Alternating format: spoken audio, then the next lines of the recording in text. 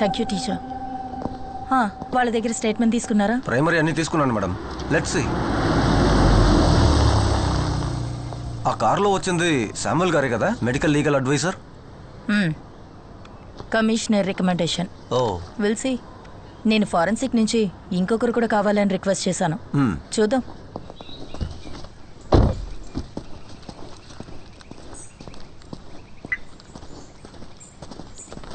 Samuel, 2 things. ఒకటి, ఈ case investigation officer నేను and you are my medical legal advisor. That's your role. అంతకు మించి ఏ విషయంలోనూ ఇన్వాల్వ్ అవ్వక్కర్లేదు. అండ్ 2, ఒక మీటింగ్ సెట్ చేస్తే you gonna be on time. Okay? Okay. Go.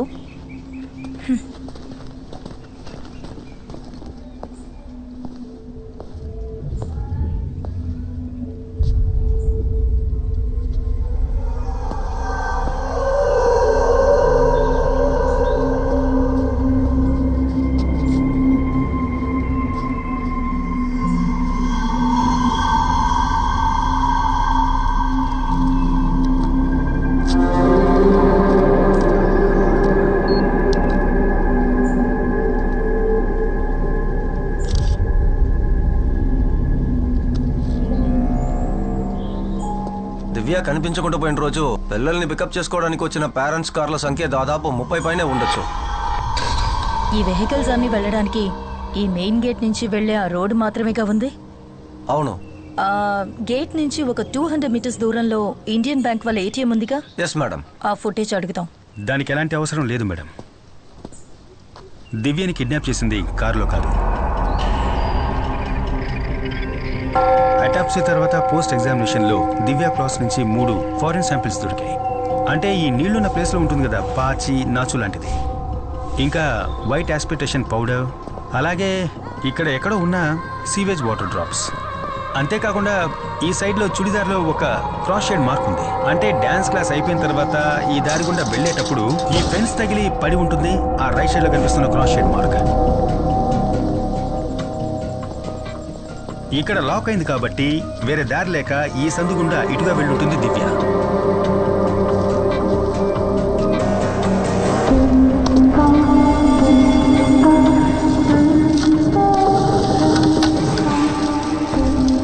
చూసారా, ఈ చెట్టు తగిలి రాపిడి కలగడం వల్ల జారిన పౌడరే దివ్య డ్రెస్లో మనకు దొరికిన వైట్ ఆస్ప్రిసిస్ పౌడర్.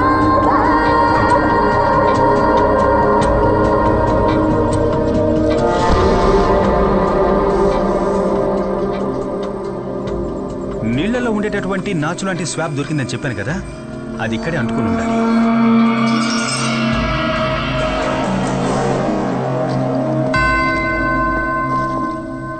దివ్య డ్రెస్లో మాకు దొరికిన సీవేజ్ వాటర్ డ్రాప్స్, దాని కారణం ఈ ప్లేస్ అయి ఉండాలి.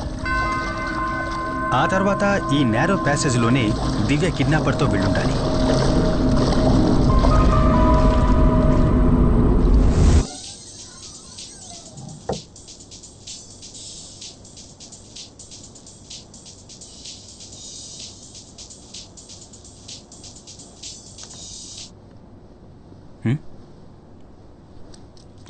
ఎందుకు కాల్ లిఫ్ట్ చేయలేదు?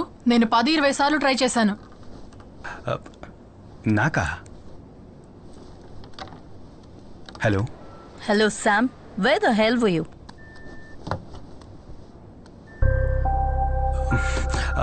మ్యామ్, నేను ల్యాబ్లో కొంచెం బిజీగా. వెంటనే హాస్పిటల్కి వెళ్ళి ఆ సైకియాట్రిస్ట్ దగ్గర లెటర్ తీసుకో. అండ్ వన్ మోర్ థింగ్, ఇంకో మెంబర్ని కూడా ఈ టీంలో యాడ్ చేశాను. And she will be working with you as forensic assistant. Phone తనకివ్వు. Okay ma'am. Hello Shikha, note down my number. Sure ma'am.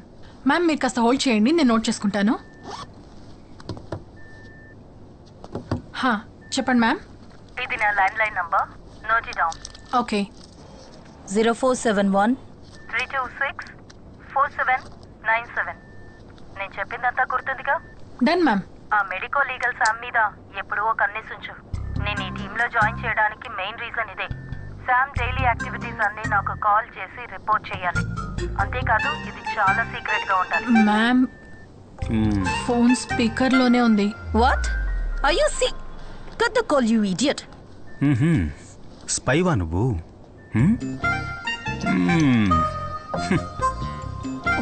Seriously?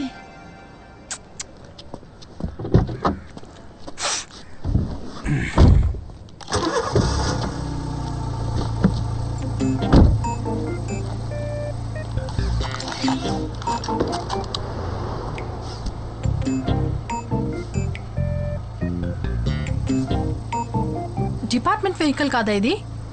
Seat belt వేసుకోవట్లేదా? నాకు అర్థం కాలా. సీట్ బెల్ట్ వేసుకోకపోతే యాక్సిడెంట్ అయ్యేటప్పుడు ఎయిర్ బ్యాగ్ ఓపెన్ అవ్వదు. Got it? అదంతా తెలుసు. నువ్వెక్కడికి? నేను సైకియాట్రిస్ట్ దగ్గరికి వెళ్తున్నాను. మరి నువ్వెక్కడికో?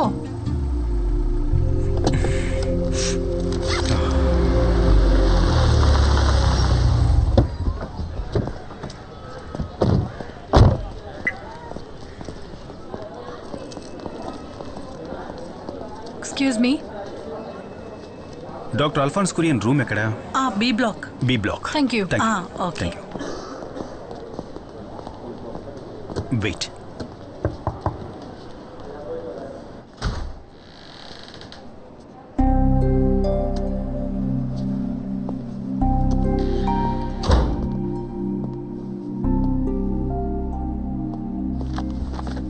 ఎఫ్ఎస్ఎల్ నుంచి వచ్చారా? యా. కూర్చోండి. యా. రితిక కాల్ చేశారు. Tell me. కీర్తి రిపోర్ట్ మాకు దొరికింది, కానీ మీ లెటర్ కూడా కావాలి. ఈ కేసుకి అదే సాల్వ్డ్ విట్నెస్ కదా. అమ్మాయి మైనర్ కాబట్టి మేమే డైరెక్ట్గా రావాల్సి వచ్చింది. చూడండి, రితిక క్వశ్చనింగ్ తర్వాత నేను కీర్తితో ఓ 2 hours సెషన్లో కూర్చున్నాను. చెల్లెలు కనిపించలేదన్న ట్రామా తప్పితే mental condition is perfectly fine. Okay, అయితే కీర్తి వాంగ్మూలాన్ని నమ్మొచ్చని మీరు ఒక లెటర్ ఇస్తే. షూర్. నాకు ఆ కేసుకు సంబంధించిన డీటెయిల్స్ పంపండి. Okay sir. అది నేను ఇప్పిస్తాను సార్.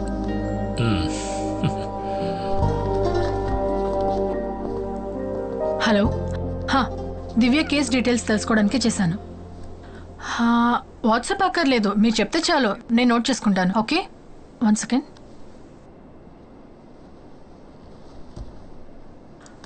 అదొద్దు, మీరు చెప్పండి. 0. ఓకే.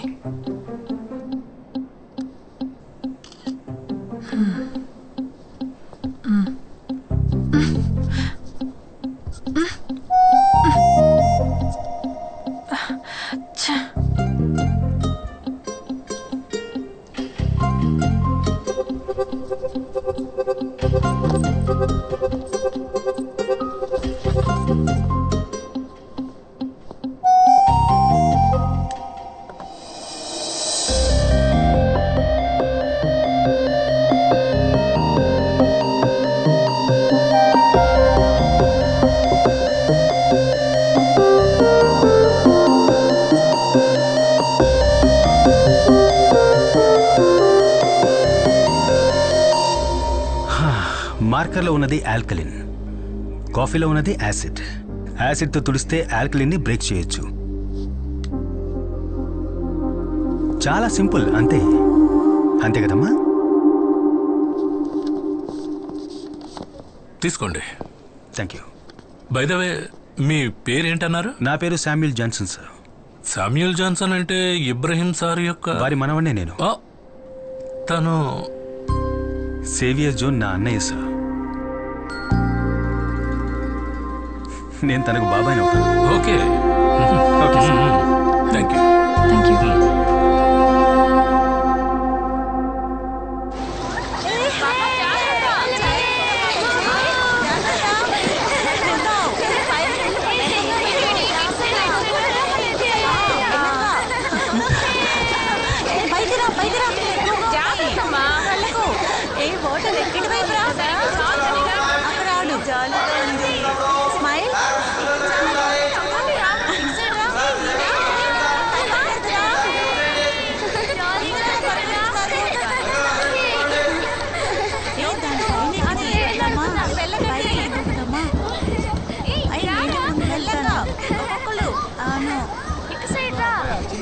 కూడా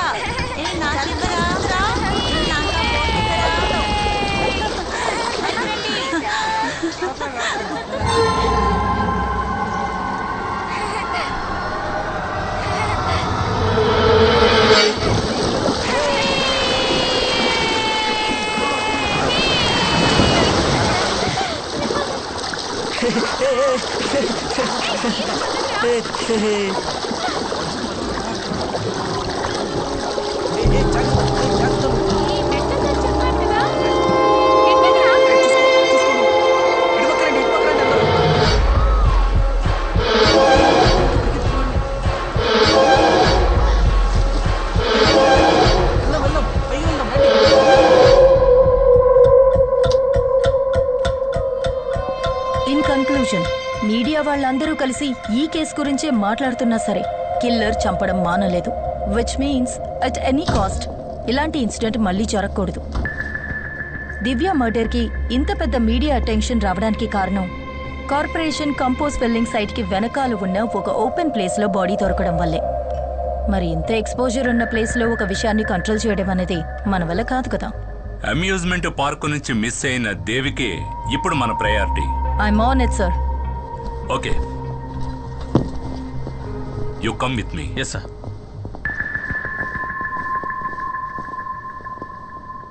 8 గంటలకి రావాలని స్పెసిఫిక్ గా చెప్పాను కదా. అది కాదు, అదెలా మేడం? మీరు చెప్పినట్టు ఆ కార్పొరేషన్ రీపులింగ్ సైట్కి వెనకాలే ఈ సైట్లోనే ఈ బాడీ దొరికింది. బాడీని డంప్ చేయడానికి ఇంతకంటే పర్ఫెక్ట్ అయిన స్పాట్ ఆ కంపోజ్ బిట్ కదా. మరి కిల్లర్ ఎందుకు దాన్ని యూజ్ చేసుకోలేదు? బాడీ దొరికిన స్పాట్ ఆ కంపోజ్ బిట్ కి మధ్యలో ఉన్న ఒక కాంక్రీట్ వాల్ దగ్గర ఇంచుమించు 5 feet హైట్ ఉంటుంది, అవునా? అంటే సపోజ్ 5 feet హైట్ ఉన్న ఈ గోడకి అవతల వైపు దివ్య బాడీని పడేయడానికి ఫిజికల్లీ కిల్లర్ వల్ల కాలేదంటే ఇక్కడే థింక్ చేయాలి. దివ్య డాన్స్ క్లాస్లో ఉన్న తోటి students, water theme park security, ఇంతకు ముందు కేసు సంబంధించిన సాక్షులు కూడా ఆ ఇన్సిడెంట్ జరిగేటప్పుడు ఆ ప్లేస్లో అనుమానించే విధంగా ఎవ్వరూ మాకు కనపడలేదని చాలా ఖచ్చితంగా మనకు చెప్పడం జరిగింది. అయినా కిల్లర్ అనుకునేది చేశాడు. హౌ?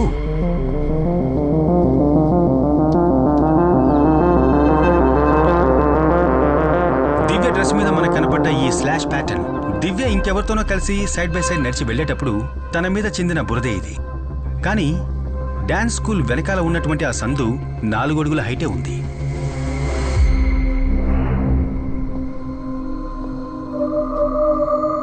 ఈ లెక్కన చూస్తే 4 అడుగులు మాత్రమే ఉన్న ఆ నేరో ప్యాసేజ్లో నడవగలిగిన 5 అడుగుల హైట్ ఉన్న గోడకి అవతల వైపు బాడీని పడేయలేని పిల్లల మధ్యలో మనం గమనించని ఒక వ్యక్తే మనం వెతుకుతున్న హంతం.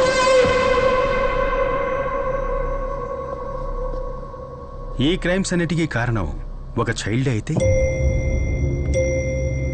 Look Sam, I've told you this before. Government ఇచ్చే సాలరీకి మెడికో లీగల్ ఒపీనియన్ ఇచ్చే పని మాత్రం చేస్తే చాలు. ఇన్వెస్టిగేషన్ చేసి కేసు క్లోజ్ చేయడానికి క్వాలిఫైడ్ ఆఫీసర్స్ ఉన్నారు. హాలీవుడ్ సినిమాలు చూసి ఇండియాలో కేసు ఇన్వెస్టిగేట్ చేయకూడదు. మేడం, అమర్జిత్ సదా గురించి మీరు ఎప్పుడైనా విన్నారా? ఈ సీరియల్ కిల్లింగ్ ఒక చిన్నపిల్లాడు చేస్తుంటాడని మనం ఎప్పటికీ ఊహించలేం. కానీ నేరాలు చేయడానికి ఏజ్కి సంబంధమే లేదు.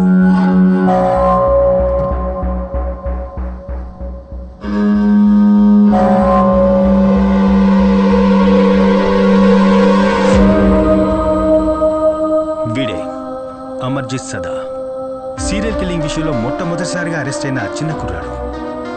వీడి వయసుందో తెలుసా మేడం? 8 ఏళ్ళు. వీడి సొంత చెల్లెలతో సహా వీడికంటే వయసు తక్కువలో ఉన్న 3 ఇటికిరాయితో దారుణంగా తల పగలగొట్టి చంపి అరెస్ట్ అయ్యింది ఎక్కడో యూరోప్లోనో అమెరికాలోనో కాదు మేడం, ఇక్కడే మన దేశంలో, బీహార్లో.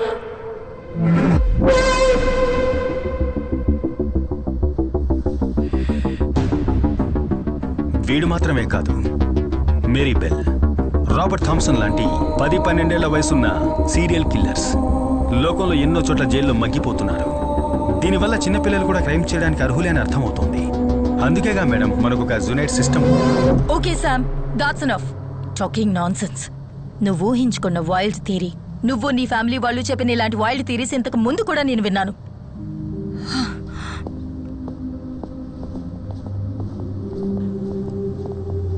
మీ మధ్య ఇంతకుముందే పరిచయం ఉందా? చిన్న బంధం కూడా ఉంది. అకాడమీ నుంచి పాస్అవుట్ అయిన తర్వాతనే మా అన్నయ్యకి రితికాకి మ్యారేజ్ జరిగింది. రితికాకి తన జాబ్ మీద ఉన్న ఎక్కువ ఇంట్రెస్ట్ తప్ప వాళ్ళిద్దరి మధ్య ఎలాంటి గొడవ లేదు.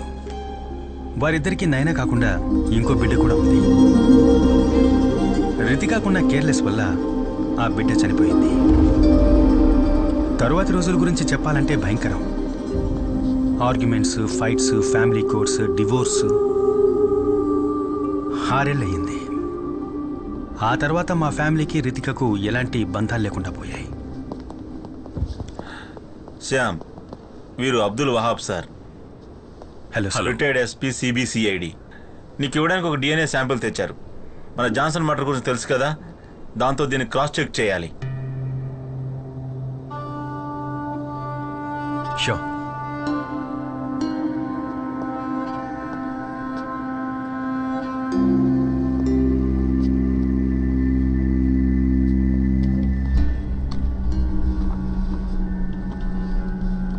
సార్, ఇది ఎవరి డిఎన్ఏ సార్? ఇది ఈ స్టేట్ క్రైమ్ బ్రాంచ్ చరిత్రలోనే మేము కోల్డ్ స్టోరీ చేసిన ఒక ప్రమాదకరమైన కేసును పట్టుకోవడానికి హెల్ప్ అయిన లీడ్ ఇది. రితికాకి తన కెరీర్లో ఫస్ట్ కేసు ఇది. నా రిటైర్మెంట్కి ముందు ఇదే ఆఖరి కేసు. 2010 మొదట్లో మన సిటీ అవుట్స్కట్స్లో ఉన్న బర్మా కాలనీలో 8-11 ఏళ్ల మధ్యలో ఉన్న పిల్లలు కిడ్నాప్ చేయబడ్డారు. ఆ తర్వాత వాళ్ళ డెడ్ బాడీసే దొరికాయి. ఆ విక్టిమ్స్ బాడీ మీద ఉన్న గాయాలను చూసి కిల్లర్ మోడ్ ఆఫ్ ఆపరేషన్ అవన్నీ కలిపి ఆ కిల్లర్ తాలూకు విక్టిమ్ ప్యాటర్న్ మేము తయారు చేశాం. అది బేస్ చేసుకుని ఈ కిల్లర్ నెక్స్ట్ ఏరియాని ఎప్పుడు అప్డేట్ చేస్తాడనే ఒక టైం ఫ్రేమ్ని మేము పిన్ పాయింట్ చేశాం. ఈ బర్మా కాలనీకి వెళ్లే రోడ్లన్నీ మూసేసి మేము చేసిన వైట్ సెర్చ్లో అక్కడ ఒక రోడ్ సైడ్లో పార్క్ చేసిన స్కూల్ వ్యాన్ నుంచి డ్రగ్స్ ఇంజెక్ట్ చేయడం వల్ల స్పృహ తప్పిన ఒక పాప దొరికింది. ఆ తర్వాత కొన్ని రోజులకే ఆ స్కూల్ వ్యాన్ డ్రైవర్ అరెస్ట్ చేయబడ్డాడు. ఇతనే ఆ driver.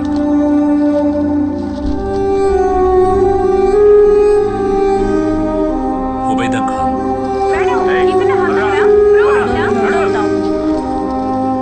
Burma colony serial killer arrest అయిన వార్త పేపర్స్లోనూ ఛానల్స్లోనూ బాగా పాపులర్ అయింది.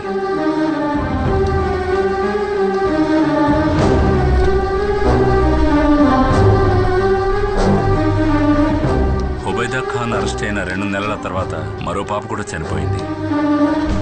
ఆ కిల్లర్ ఎవరో ఇంతవరకు కనిపెట్టలేకపోయాం. అదే మోడ్ ఆఫ్ సోప్రాండి, అదే విక్టిమ్ ప్యాటర్న్. పోలీసులకు మాత్రమే తెలిసిన పాత కిల్లింగ్స్ లో జరిగిన అన్ని మైన్యూట్ డీటెయిల్స్ తో సహా అన్ని అలాగే రిపీట్ అయ్యాయి. అన్నిటికీ మించి మాకు ఈ 5వ విక్టిమ్ గోళ్ల మధ్య ఒక బ్లడ్ శాంపిల్ దొరికింది. ఆ హంతకుడిది. ఇంతకుముందు చనిపోయిన విక్టిమ్ డ్రెస్ లోంచి మనకు దొరికిన బ్లడ్ తో పర్ఫెక్ట్ గా మ్యాచ్ అయిన డిఎన్ఏ శాంపిల్. కానీ అది జైల్లో ఉన్న హుబేద్తో మ్యాచ్ అవ్వలేదు. అన్ఐడెంటిఫైడ్ అయిన ఎవరిదో ఒకరి బ్లడ్ శాంపిల్ అది.